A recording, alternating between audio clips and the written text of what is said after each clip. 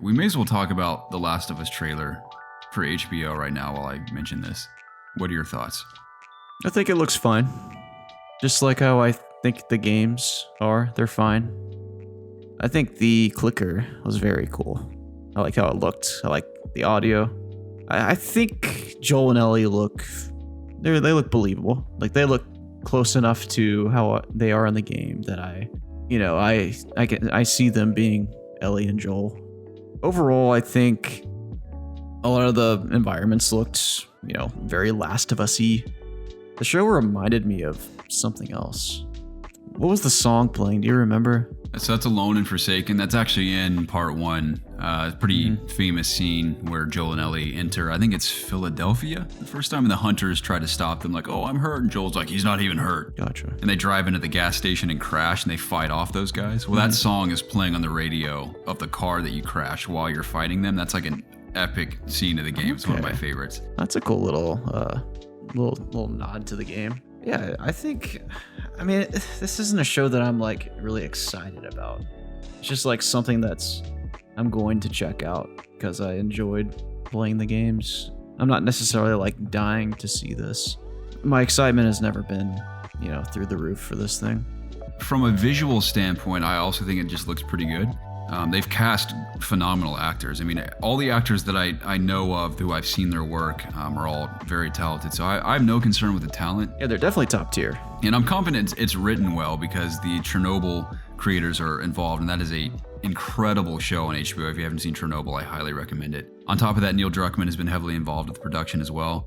The source material. I mean, the game itself is, in my opinion, practically flawless, especially the first one. So a lot of the beats are there. You just kind of have to fill in the gap for a TV show. And honestly, condense a lot of it because a TV show is, even after 8 to 10 episodes, will still ultimately be a bit shorter than the game itself.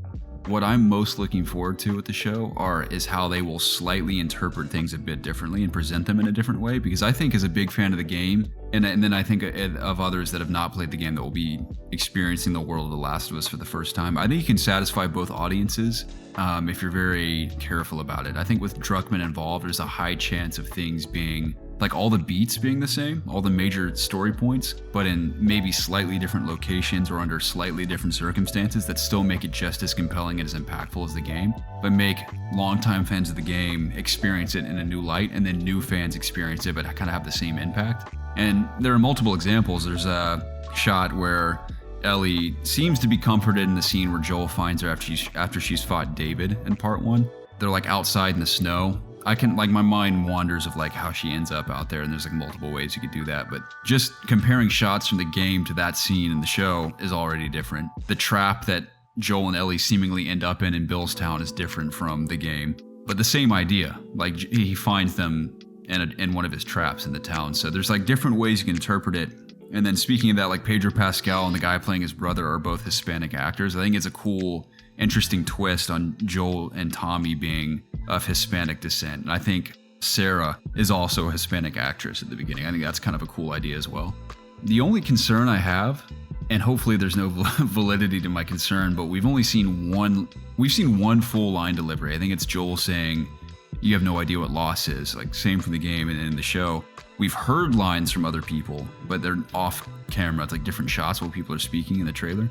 We have yet to see a single line from the girl playing Ellie. And that kind of concerns me a little bit. Really? And that's the thing. She's great in everything she's in, especially Game of Thrones. Clearly, she's a great emotional actress as well. Like, you can see it in her eyes and all these scenes. It's like, visually, she looks awesome. Yeah. But we've yet to hear a single line delivery. And Ellie is an amazing character. You think about just her quips, her sense of humor, her ferocity when she needs to be brutal. There's so many layers to Ellie as a character that are like, I'm assuming that if she was cast in this role, she has the capacity to really fill. And if they continue on with part 2 with this show long run, like that's what I'm most interested to see, because Ellie is a monster in part 2. Absolute monster, like total, same character, but her journey in that game is just next level compared to the first one. It looks like we're getting Left Behind, the DLC in the show, which I'm assuming will be a full episode, which makes sense to me. So I just look forward to seeing what they do to present the story that I know and love, and then other fans of the game know and love, but sort of experimenting with maybe additional scenes that weren't in the game that contribute to character development and plot progression, And then even reimagining a couple of scenarios to give new light to them could be also kind of exciting. So, but even like the stuff that's in that trailer is very familiar. A lot of familiar locations, characters. I love that shot of Boston with the two buildings that are leaning on each other. That's from the game. That was sick. That was cool. Clickers look great too. Probably a mix of practical and visual effects. I'm very excited for it. It's in very good hands. Even just knowing who's involved and even on the one trailer alone, I'm pretty confident it's going to be a solid show. I'm just hoping it's a really, really good show rather than just, oh yeah, that was pretty cool. Yeah. Well, I hope you're not let down, my man. Same, but that's the thing. It's like I love the game so much that the show is kind of mediocre. It's not going to bother me. It can't be worse than the Halo show. I know that for sure.